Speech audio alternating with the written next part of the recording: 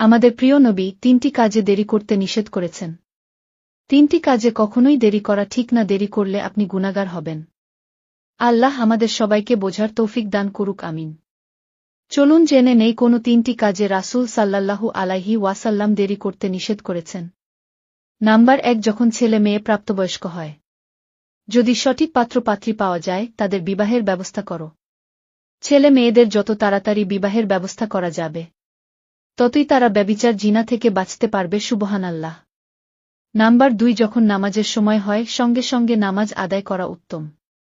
মহানবী সাল্লাল্লাহু আলাইহি ওয়াসাল্লাম বলেন, নামাজের প্রথম রাকাতে আল্লাহর সন্তুষ্টি এবং শেষ রাকাতে আল্লাহর ক্ষমা রয়েছে, আলহামদুলিল্লাহ। নাম্বার 3, জানাজার নামাজে দেরি করবে না। কেননা মৃত ব্যক্তি যদি জান্নাতি হয়, তাহলে জানাজায় দেরি করার দ্বারা জান্নাতের নিয়ামত থেকে তাকে বঞ্চিত রাখা হল। আর যদি মৃত ব্যক্তি